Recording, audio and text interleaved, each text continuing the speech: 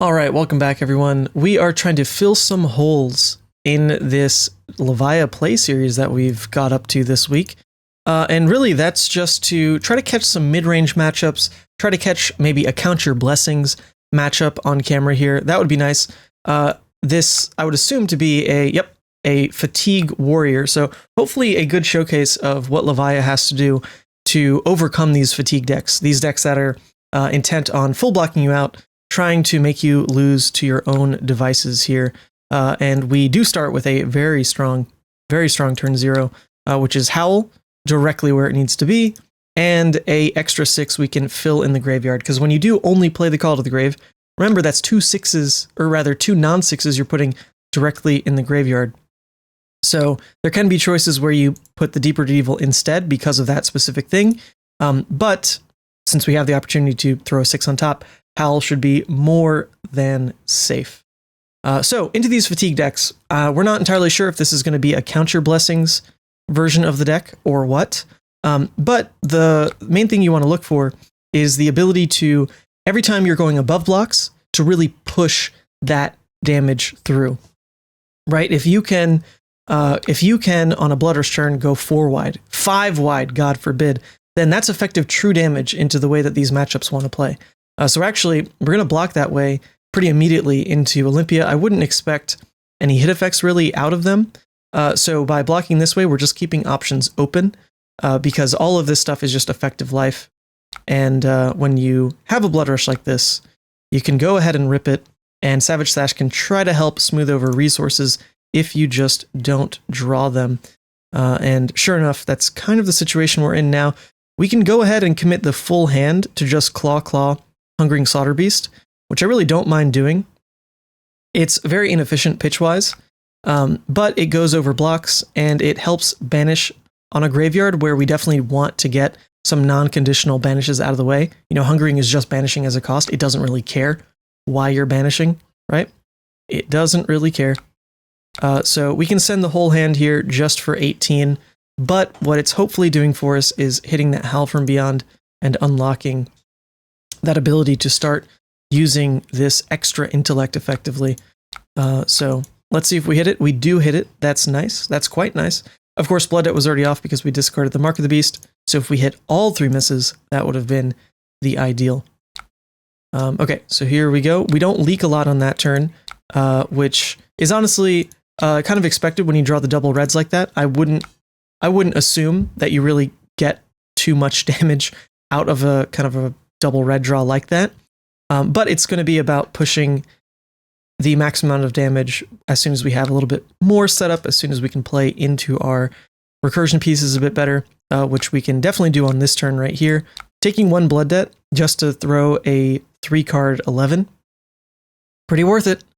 Pretty worth it, especially since now we are going to Arsenal the Shadow Realm Horror, which won't be perfect on this graveyard yet, but it's the right step towards playing more aggressive hands for sure. So 3-card 11, arsenaling a Shadow Realm Horror.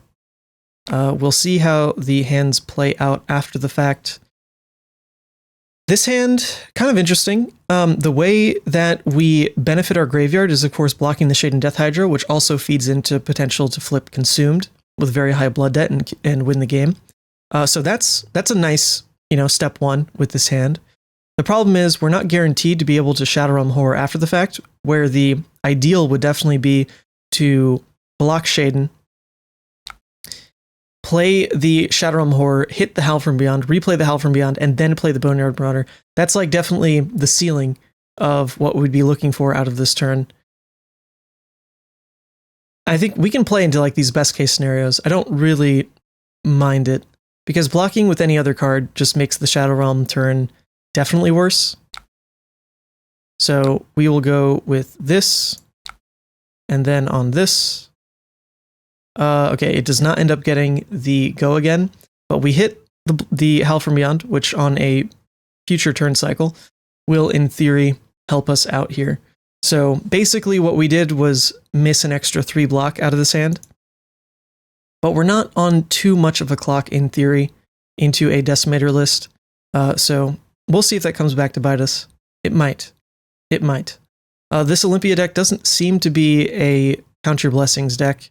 It's just converting as many cards to, yeah, I guess 3, either offense or defense. Not bad. Oops, let's put this in Arsenal. Not bad, I guess. It's totally an okay way to play.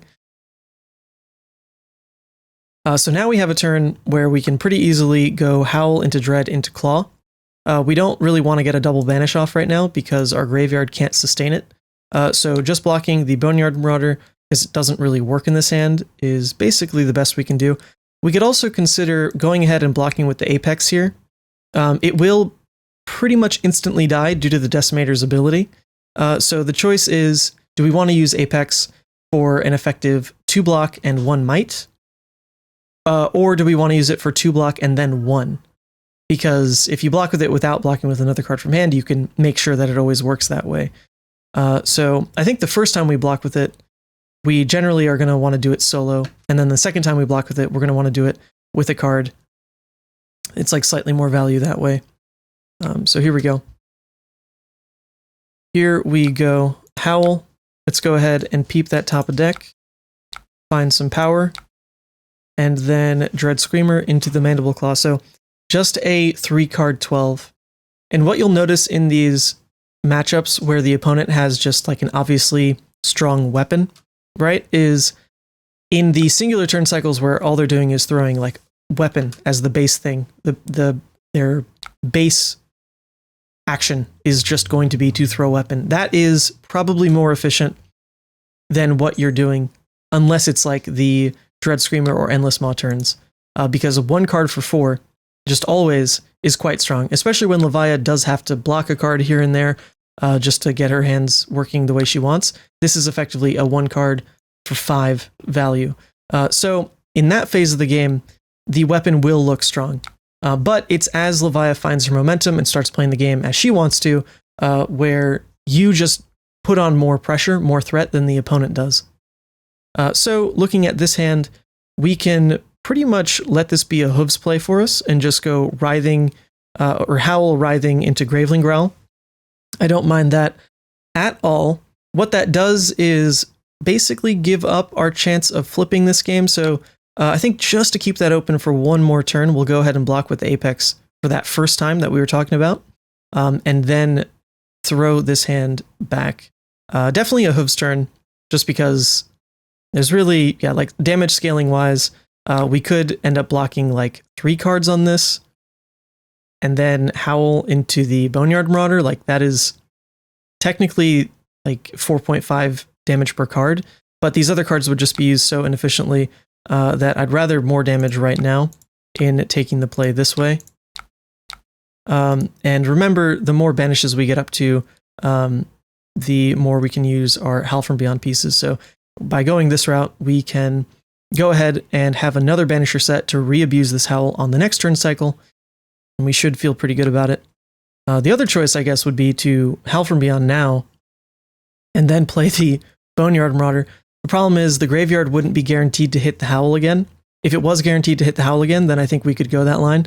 But we'd have to close the chain, which would send the Writhing to graveyard, which means if we banish the Boneyard and don't hit the Howl, then we'd actually be in a bit of a tough spot because we don't have necessarily the right way to instant fill graveyard without the Howl. We could crack Sash, but like, you know, if the turn wasn't meant to play that way, then I don't want to play that way, right? Okay. So our opponent takes an off turn with Visit the Golden Anvil.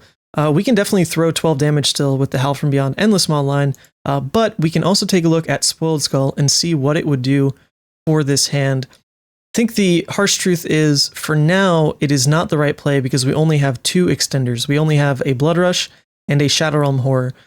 So we'd have to pick kind of a third chump option, and if that's the one that ends up getting picked by Spoiled Skull, not great for us, right? Not great for us. So let's just go for 12 damage play and keep cycling these cards. You know, we've only seen that one Blood Rush, so let's try to find another one, shall we? A Boneyard Marauder in Arsenal should always make a Blood Rush turn feel good.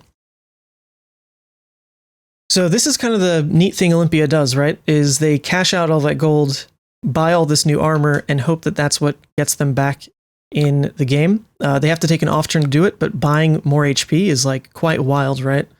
Like that is pretty strong to just buy HP.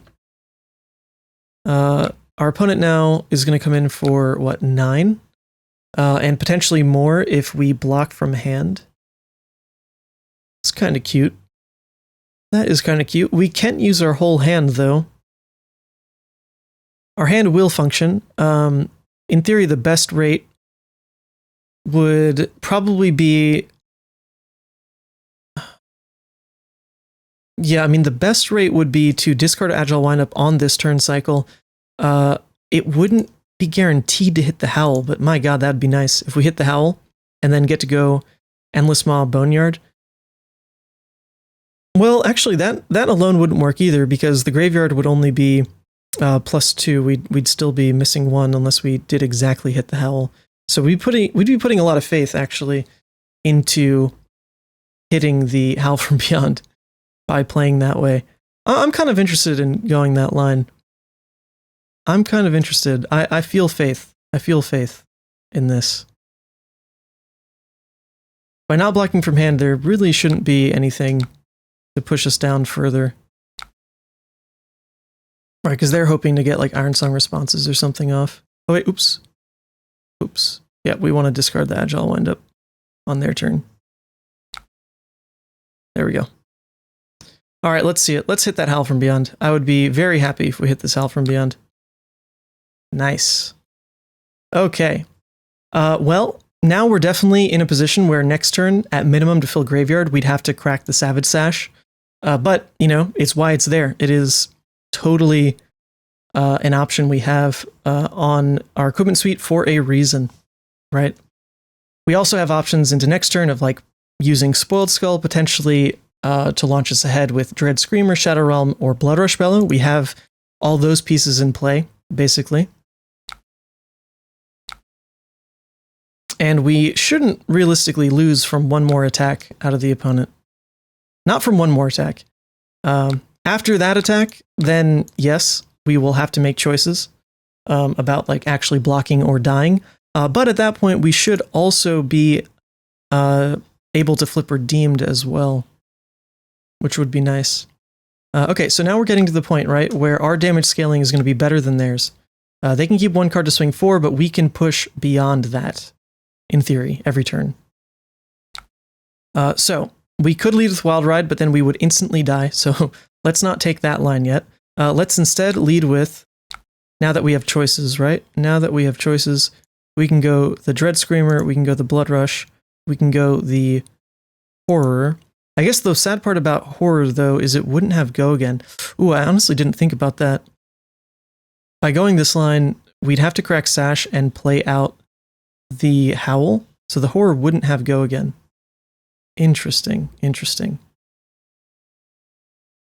So then instead of Horror, do we have to pick the Endless Maw? Yeah, I think we have to do that. Let's go for these 3. I can play Dread Screamer this turn. Okay. So that means to get us to 3 cards in Graveyard, we play this, we crack this, and then we Dread Screamer. And then our Graveyard will be back to where we need it to be, because we can Wild Ride after this. And Wild Ride will put us back to 3 cards in Graveyard at minimum, which is quite nice.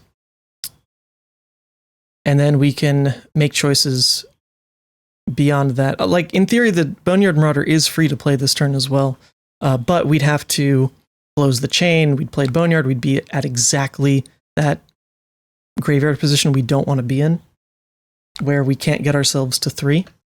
So I'm not sure we want to do that, but we at minimum definitely are doing this. Okay, and now we don't even have the choice on the Endless Maw, so honestly, I'm fine with that. So we can now Arsenal the Endless Maw. Ooh, we can Shadow Realm Horror, and it's going to look juicy. All right, so it's taken a lot to get the Graveyard where we want it to be, but we've done it. We have done it. We can play the Shadow Realm Horror. It can guaranteed replay the Wild Ride now, which is crazy amounts of pressure. Crazy amounts of pressure. And they even have to inefficiently block with the Steel Blade Shunt. Okay, we'll take that. So now the choice becomes, do we want to front load with the Howl from Beyond just to make sure that we get the damage through? I mean, it's kind of that point in the game, right, where we might as well make sure the damage goes through. So let's do this. What we really care about in the Shadow Realm hitting Wild Ride is the graveyard fill aspect of it. It's not so much that we just get to like maybe go wider. It's that the Shadow Realm, when it hits the Wild Rides or hits the Pulpings, immediately replenishes graveyard back to 3. So you just get to kind of loop the things that Levia wants to do nonstop. So now the opponent is in this very precarious position, but our graveyard is incredibly healthy. We have a Dread Screamer in hand, ready to go. So this is still off the back of only 1 Blood Rush, and remember, on that Blood Rush turn, I think they took 2 damage.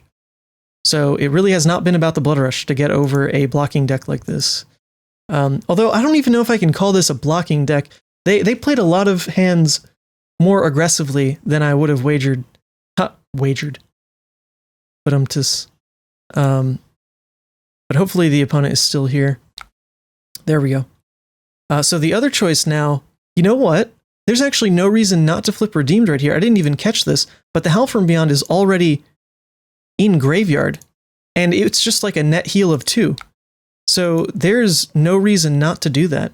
Wow, I didn't even catch that. But yeah, the Howl from Beyond is still there, right? So now we can, we don't even need to play the Blood Rush here. We can just go Dread into Swing Big. But there shouldn't be harm in this, so we can just launch it and not feel too bad about it. The Dread into Swing Big was definitely like the more guaranteed good rate. But okay, GG's. But they're only, at 2 life, right? So just launching a Blood Rush has enough upside where if we just draw resources, we like instantly win anyway. This wasn't going to be the most impressive Blood Rush turn. It would have been this into Wild Ride, hope to swap out the resource card, which we had a 50-50 to then, I guess, play the Endless Maw even, not just the Mandible Claw. But there we go. That was how to play into, I guess, a defensive deck. I'm a little perplexed because they didn't go as defensive as I was thinking.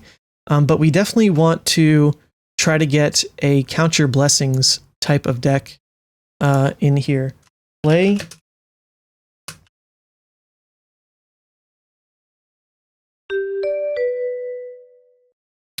All right, so finally, there actually was an edit this video because it took a long time to find a Count Your Blessings deck, but I think we're going to assume that this Florian is a Count Your Blessings deck. Maybe they're not, but we would hope so because it's what we asked for in the game title. But in the off chance it's not, there's still some hedgeboarding you can get up to into Florian where you take only the Spoiled Skull just because you do need an AB piece and it's pretty flexible into them. And then always take the Carrion Husk because you're pretty guaranteed to get full block value on it. However, if you know it's Count Your Blessings, you can definitely go Savage Sash. We're just not going to do that to ourselves here. I think it'd be a little bit cheating to know for certain. But he said he's Count Your Blessings, so we'll see if that actually works out. Regardless, Florian is a good matchup to kind of show off more of a mid-rangey approach for Levia. We're still taking in that recursion package, but depending on how they're going to play the game is going to affect how we use our recursion. Are we trying to keep a very tight graveyard? Okay, there we go, Count Your Blessings. We're going to keep a very tight graveyard and try to loop recursion every turn, or are we going to use it more opportunistically just for these big spike turns to launch ahead in that like mid-range trade? Okay, so he is also playing out Felling of the Crown now. This is, in theory, just to get a Earth card in graveyard. We will accept that fate. But we're not going to give a Dread Screamer in the process. There's no reason. No reason to give up one of our really good cards, obviously. Now, we do have Eye of Ophidia into Wild Ride, which does guarantee that the Wild Ride is live, but without another Resource 6, it's a little questionable as to how effective that's going to be. At minimum, it would mean if we keep the Swing Big, we'll get to Wild Ride into the Swing Big. I think we're willing to use that as kind of like the ceiling of this outcome. And we can guarantee it by putting another Swing Big on top. So, sure enough, we get to go second. Wild Ride into Swing Big. Dread Screamer would be a passable arsenal, but we're just going to go for most damage. Just going to go for most damage right now. We will definitely have windows to set up arsenal later. Into these slow decks, that's one thing you can count on, is when you play off arsenal, which should definitely be part of like your Blood Rush turns. You know, you want to just push as much damage. It's not really about resetting arsenal. You will always have a window later to get ahead. So don't sweat it too much. Okay, so this really is a life gain Florian deck. Nice. One of the unfortunate things with this hand, though, is we don't know if Tear Limb would get full effectiveness. Because if we discard the Writhing Beast Hulk, Wrecker Romp will not be playable. But Tear Limb for Limb is a very strong card for us to want to enable a larger hand. And since that's the way the matchup plays, we are going to go ahead and guarantee that it is in our arsenal to enable the next hand, as well as keeping a blue 6, which should combo nicely into Tear Limb for Limb outcomes. So not really expecting to do much with this kind of attack. It's really just to set us up now for arsenal in a way that we want. All the while, we still need to worry about finding recursion pieces as well. So we'll see if that comes up. But first things first, we get a Beast Within hit off, and holy moly, banish Diabolic, Dread, Diabolic, Unworldly. Well, luckily we don't have to worry about life too much in this matchup. But what it means for our decisions here is we're really kind of without a solid arsenal choice is the other thing. We can pretty easily convert our hand into Claws and then Shadow Realm Horror, but we wouldn't have an ideal arsenal with the Beast Within our Agile Windup, so it would just be discarding the Agile Windup, which if that's the way the game's going to play, then I think let's just go ahead and discard the Agile Windup now, and then that way we might spike high with the Shadow Realm Horror. We do not. We banish the Tear Limb from Limb, but that's okay. We gave ourselves a better opportunity to hit the ceiling of this card because it was always going to have Go Again. And if they do face Purgatory this, it's kind of cute as well. We get to discard the Beast Within. So we'll see if they take the bait, so to speak, on this kind of thing. But their hand looks to block defensively pretty well. It is interesting when they block with this early. I don't think they should. The Florian normally has room to just save armor up until this always creates double embodiment, which is just, whew, that is wild when that card creates double embodiment. But I think we feel pretty good. The game is going a little bit slow because we haven't found recursion yet, but we also haven't found a blood rush yet. With double Call to the Grave, things are definitely going to look a lot better in that regard. That's for sure. But they push us back with a Felling of the Crown. Interesting. 4 Blood Debt isn't enough to always want to turn it off. But we also aren't looking at like an ideal Shadow Realm Horror per se. I guess we are and we aren't.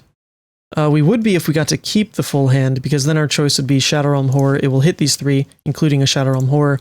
Then we could sack a Call to the Grave to basically hit a Deeper Evil and keep going.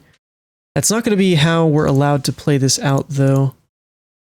So we might just take the full off turn to just Call to the Grave out the Howl and the Deep Rooted Evil and just get our entire engine right where it needs to be.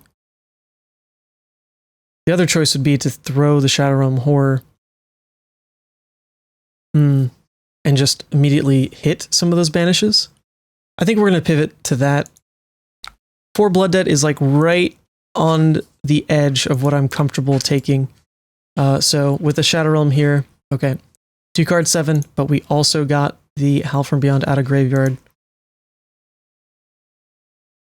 So now every hand we draw up should be able to be used full effectiveness. You know, these endless maw plays end up being like 3 card 12s. We get a free arsenal worth of value in theory every turn cycle there. So that's going to be the ideal way we play out the rest of these turns. But it's definitely been a bit of a slow start, but we have a lot of HP. We have the Howl where we want it now. We have all of our armor still. And it's not like the Florian is massively ahead either. Not massively ahead. You know, they've played 2 Count Your Blessings. 2 Count Your Blessings. Okay, we found a Call to the Grave. This is quite nice. because this Call to the Grave can very easily just be for the Deep-Rooted Evil, and it will not affect how our turn plays at all. Because Arsenal and Unworldly Bellow here is quite powerful, knowing that we now have our recursion pieces in their effective loop as well. So if we get this Deep-Rooted Evil in graveyard, then we play the... well, do we want to do that? We could Unworldly now. We Unworldly now, our graveyard's like kind of stuck though, because it would be just the Hungering with the replayability of Howl. I don't quite like that. So let's just keep the Unworldly in Arsenal so that we can try to hit some of these like double lines with like Howl, play it twice. Ain't that nice? Both these cards are great on top. We'll keep those there. I will keep those there.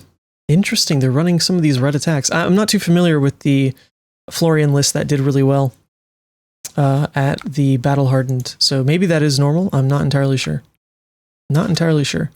But what we have now, though, is quite strong. Dread Screamer into Doomsday, and then we're sitting on an Endless Maw Guaranteed in hand to go ahead and make our Howl from Beyond lines and things like that look quite nice. So let's just go ahead and take that line. Max damage would be to like crack hooves on this play, but no reason. No real reason. Let's just do this while we have it. We're also a bit insulated to face Purgatory as well. If they go for that, we can discard the Endless Maw and we're fine. The other thing that's beautiful about Doomsday, though, in this matchup is if they face Purgatory and your follow-up was Doomsday, you just get to respond as an instant, right? And stop sweating the insane flip that can be this card. Because the weird thing about this card as well is you don't... Okay, well, they're using it now. This is great. We'll just discard the Endless Maw. Nice, we got free graveyard out of it. The interesting thing about this card is you don't have to discard for them to draw a card. They just draw a card by meeting those conditions. So it can be pretty wild. That card is a pretty funny card. Pretty funny card. But what we get to do with Spoiled Skull is, in theory, pretty dirty as well. So here we go. We'll see if they can return kill on the Blazafet. Most likely, yes. But we still got a 3-card 12 out of this, right? Like, we definitely don't need to sweat that. 3-card 12 is massive. But they have a lot of 2-card hands that would kill a Blazafet. And potentially disrupt us as well. Plow Under, Felling of the Crown. But if they just didn't draw it up that way, good for us. This one is also good for us. They're going to kill Blazafet. And we don't need to worry about getting interacted with. So we'll take that. We'll take that. And then our hand, most damage, is just going to be Endless Maw for 12. Preserving a bunch of threat in deck as well with these Wild Rides. We were guaranteed to get a pretty decent banish there, since at minimum there were only 2 misses. What we're really going to look for now is with the Howl from Beyond and the Deep-Rooted Evil, we can get some pretty dirty plays going with the Unworldly Bellow. Once we draw like double blue, for example, we can go Howl into Unworldly into Deep-Rooted at minimum. If we have like another resource card in there, we can play that same Howl again. So it's just a pretty safe card in Arsenal right now. Nothing too flashy, but it will enable some good plays like this hand. This hand is quite nice for how we want to use it. Okay, so we're not going to care about the Rinchants, but what we might care about is using armor just to stay healthy. The thing is, though, they do run CNC, so giving up Husk would feel a little bit weird, not going to lie. So I don't think we want to do that. We can just do this for now. Save some HP in theory, or we could just block with the Send Packing, because this would also insulate us from a CNC type play where we block with 3 Apex Hooves. But we know that we're going to go into our next turn with a Blood Rush in Arsenal. So I don't really mind unlocking Hooves and getting an extra might value this turn, especially since with Apex, you get to now immediately destroy it on the next block, which might be necessary. So let's go this route. Let's go this route.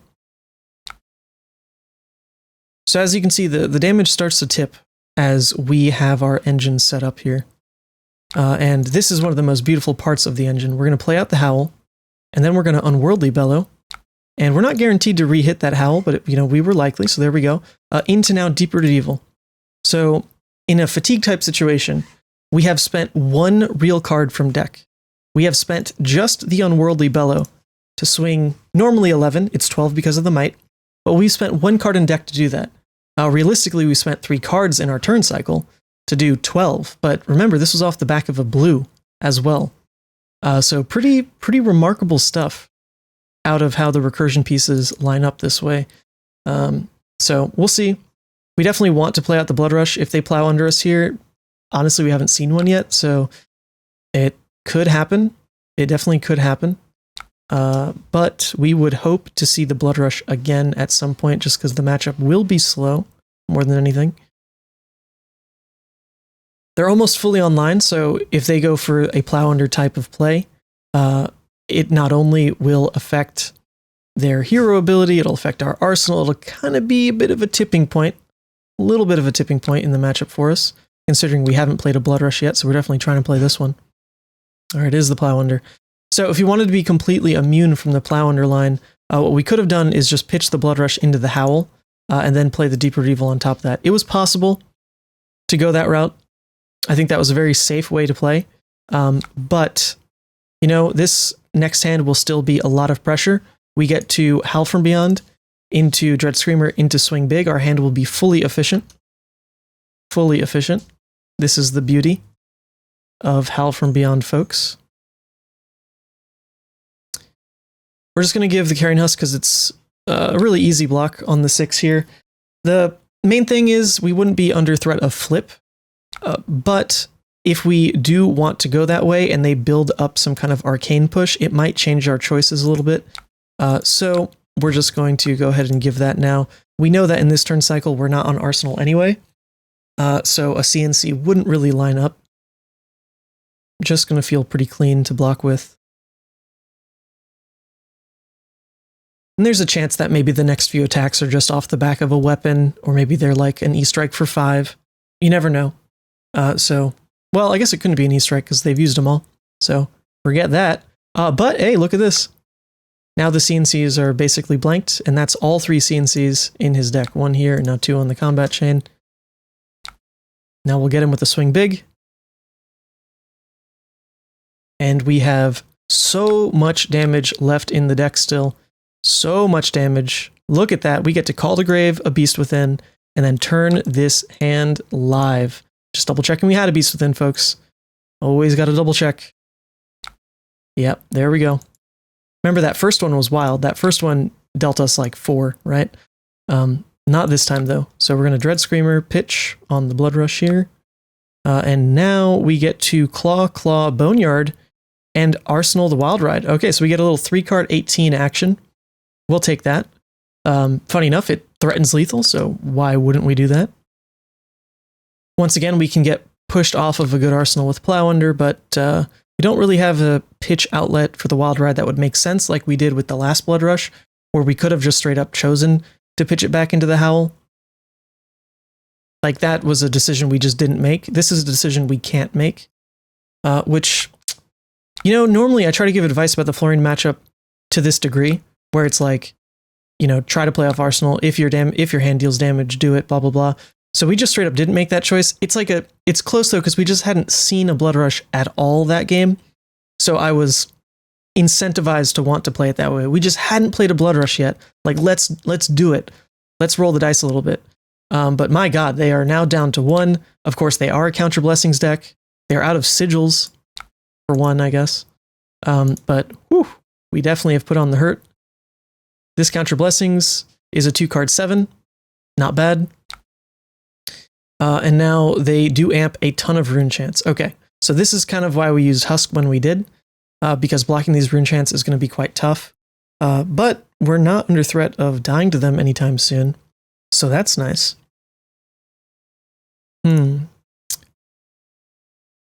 Interesting. So this Banish with Shadow Realm Horror doesn't always hit an extra card here. In fact, if it does hit an extra card, I'm not entirely sure what that does to our damage this turn.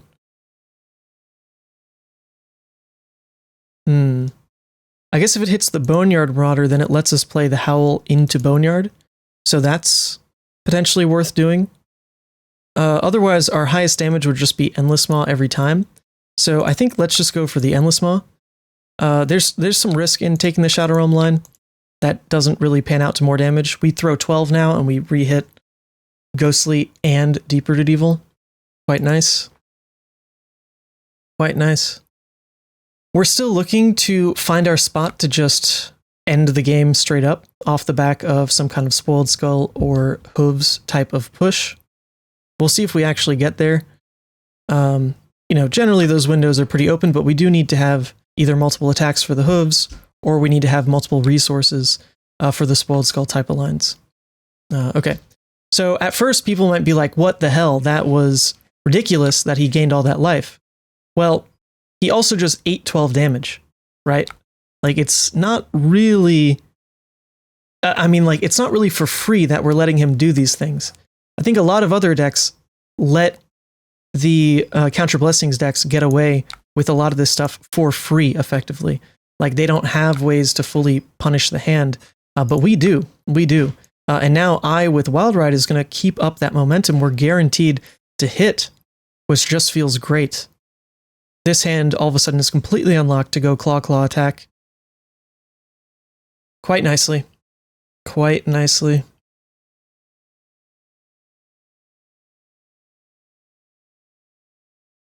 So it's just about pressure. I mean, this is an 18 damage turn. And once again, we can feel pretty safe about playing off of Arsenal because we have Spoiled Skull to bail us. We don't really have to worry about dying because, we have like a poor draw sequence or something.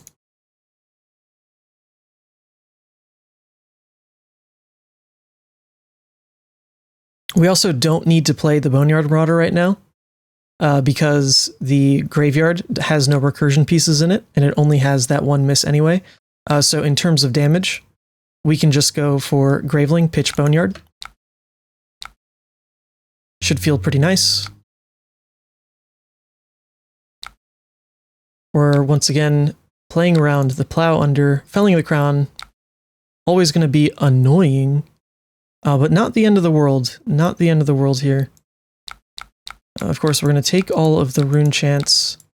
Then we've got to make a choice on bottoming a card, which realistically, it doesn't matter on that front.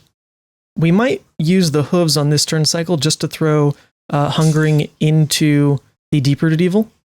That would feel pretty good. Yeah, that keeps up the pressure appropriately, I do believe.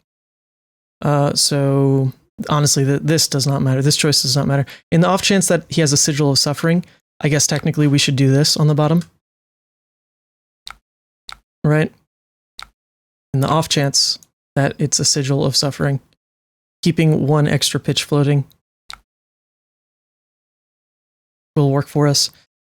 So now we're going to throw 12, right? We're going to throw 12. It doesn't demand their full hand, but their return shouldn't necessarily like put us in any kind of bad position. But what we need to do on this next turn cycle is definitely get value out of Spoiled Skull, because we are losing windows to do that. We're definitely running out of opportunities for Spoiled Skull to be as oppressive as we want it to be. And since they've committed their full hand into playing defense, then we've got that window. We absolutely have that window. Do we even need to do it, though? Because now we have Go Again in hand. Interesting. So if we hit the Deep Rooted Evil on this Banish, then that's our best rate play on this hand, guaranteed.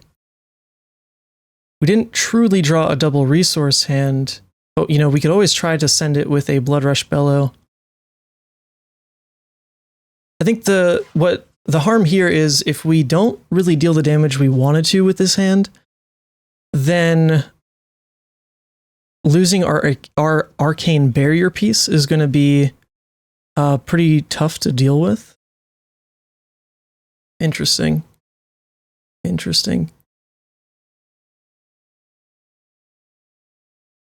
The other option is we could Spoiled Skull and just name, the Blood Rush, the Horror. Let me tell him I'm thinking. Blood Rush, the Horror, and the Dread Screamer, and then our turn can just be, double go again into flip redeemed. That's playable. I don't know if it's ideal is the issue. Let's go for the redeemed line here, or rather the aggressive line here. So if we assume that we want most damage out of this hand, Swing Big would follow up Dread into Swing Big nicely. Shadow Realm Horror also has the highest ceiling, so we'll take that. And then Blood Rush would as well. So those will be our 3. And we hit the Horror. So we can lead with Horror first because, or actually we can't lead with Horror first because we have the 2 misses here. So we lead with the Dread then. And now we'll have to go for the Dread into Horror into flip play. But actually, the graveyard might not be conducive to that. That's interesting. That's interesting. What we can do is close the chain to try to make it better odds. But that is a bit unfortunate. So we close chain, we go Horror. We do not get the go again out of it. But they will give us cards, and we will have a go again in Arsenal. And they are at 1. So, okay. I feel decent. And we also drew into a Blood Rush. Well, you can't hate that, folks, can you? You can't hate that, folks. And wait, we've only played 1 Blood Rush this game? For real, there was another in deck? All right, we'll take it. No reason not to. We're guaranteed to keep a resource card in hand. So, yeah, I guess this will be game. I honestly didn't even track that we had double Blood Rush left in such a small deck. But that kind of cascading effect is pretty normal. Once you have a small deck, you draw 1, draws you more cards, draw into the other. Nice. But yeah, the opponent should be instantly dead here. And that's kind of an example of, I mean, I would say this is maybe the most meta-relevant type of Counter Blessings deck, just because it recently did well, at the Battle Hardened. In terms of abusing Counter Blessings the most, I don't know if I really agree with that. I think other decks, other versions of Counter Blessings abuse that factor of it the most. But Florian, in and of himself, is just a very powerful deck, regardless of the Counter Blessings. So now we come in for 13, and in theory, we could flip redeemed after the fact. So, good game. So there we go. That was playing a Counter Blessings. If you notice, he gained a lot of life out of Counter Blessings. Did we complain about it even a single time? No. And you know what? That tends to be a hard thing to do for some reason. I was watching some other content creators last night even, and complaining about Count Your Blessings was seemingly so core to the dialogue these days. Very strange. But there you go. This is still the same list with the recent tweaks we were working with. The one thing that I was thinking about for my in-paper version of this list was swapping 1 Diabolic for a Tear Limb from Limb again. And that's mainly because I have 2 stamped Tear Limb from Limbs, and I really like using them. But I also have Cold Foil Diabolics, so it's a hard balance to strike. Or do I want to run my playset of Cold Foil Diabolics, or do I want my 2 stamped foil Tear Limb from Limbs from Nationals last year? Anyway, this is just another quickie. Hopefully you enjoyed some of the more mid-rangey and Counter Blessings matchups. See you in the next one.